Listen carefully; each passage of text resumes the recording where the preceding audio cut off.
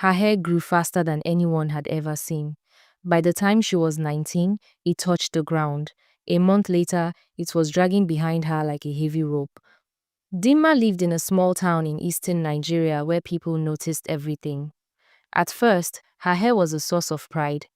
Women asked what oil she used, men joked about marrying her for it, and children tugged at the thick strands in awe. But it did not stop. Every week she cut it, and every week it grew back twice as long.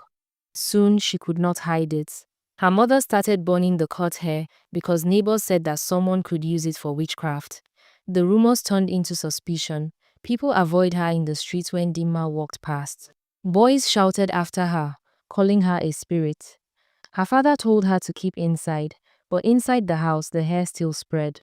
It coiled through the rooms, tangled around chairs, clogged the bathroom, and filled bags that no one knew where to throw.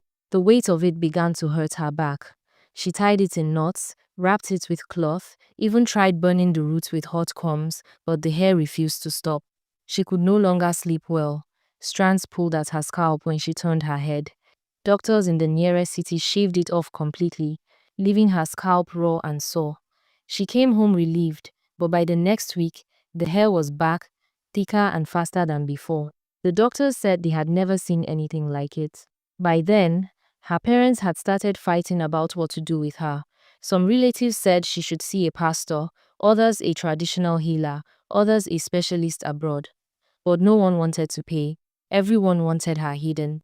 So she stayed in her room, trapped by something that looked beautiful from the outside, but was slowly breaking her body. The sound of scissors, razors, and combs filled her days. Still, no matter what she cut, burned, or threw away, by morning her head carried more. Her hair would not stop growing, and no one around her could stop treating it like a curse.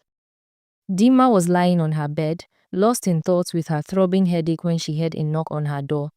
Her mother pushed the door open and told her there were people waiting for her outside.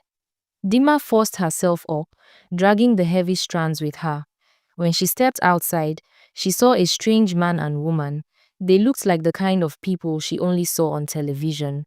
Both dressed in sharp suits, their faces unreadable. The woman held a black folder in her hand, and the man gave her a polite bow.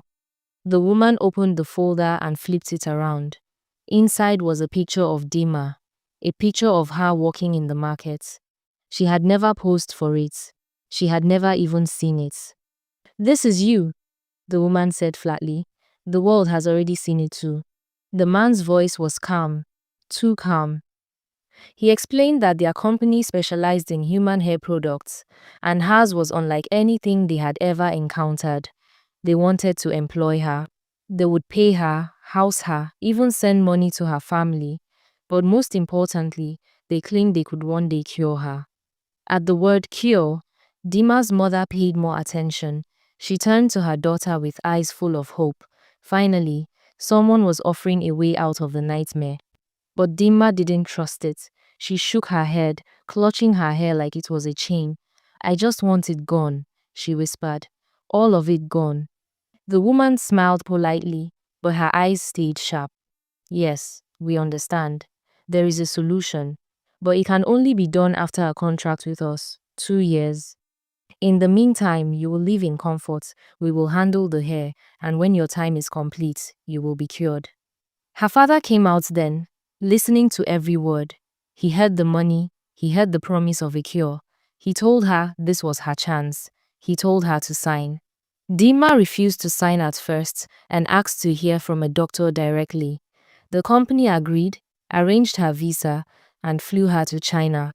At the hospital, doctors confirmed there was a cure, rare but possible, and gave her drugs to ease the headaches until the 2 years were over. That assurance was enough, and she finally signed the contract. Life changed quickly. She was given a luxury apartment, money was sent to her parents, and every week workers came to cut her hair, carrying away bundles that became profit for the company. Dimma was rich and well cared for, but the hair kept growing and the pain never left. As the months passed, the medication grew weaker. The headaches returned stronger than before, and each night she lay awake, clutching her head, waiting for the contract to end. The cure was close, Yet doubt was beginning to creep in. 2 years later, Dimma walked into the director's office expecting freedom. She told herself she had survived the worst. The cure was finally here. But when she demanded it, the director leaned back in his chair and looked at her as if he had never heard of such a promise. The director told Dimma the cure existed but would not be given yet. He even showed it to her. He claimed he needed her at least another year. The truth became clear. The company never planned to let her go. The cure would end her hair growth forever, and with it, their profits. She was not an employee, she was raw material. Her phone was taken. Instead of treatment, she was handed painkillers under a nurse's watch, never trusted to keep them herself. The pills dulled the pain for hours, never enough. Her apartment turned into a cage, guards shadowing her every move. Workers still came weekly to cut her hair, hauling away crates heavier each time. She knew they were shipping her freedom piece by piece. Her health collapsed. The headaches grew unbearable. Soon she was transferred to a private ward in the hospital, under constant guard. She studied everything. The guard by her door kept his gun low at his hip. The doctor who checked her often carried the cure she had seen before. Dimma knew she didn't have a year left. She barely had weeks. One afternoon, after a doctor finished his checks and turned to leave, Dimma clutched her head and screamed. The guard rushed closer.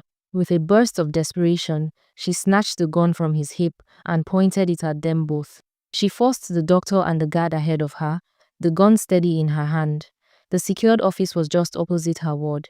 Inside, she demanded the cure. The vial was placed in her hands. She drank it carefully, never lowering the weapon. The world spun almost immediately, and she collapsed before she could feel relief. When she opened her eyes again, everything was different. The air was hot, the voices thick with familiar accents. She was no longer in China, she was in Nigeria. The company had sent her back quietly, discarding her once she became useless to them. Her family welcomed her home. She had savings to rebuild her life. Her hair shed day by day until nothing was left. Her head was smooth, but the headaches were gone. She was bald, but she was finally free.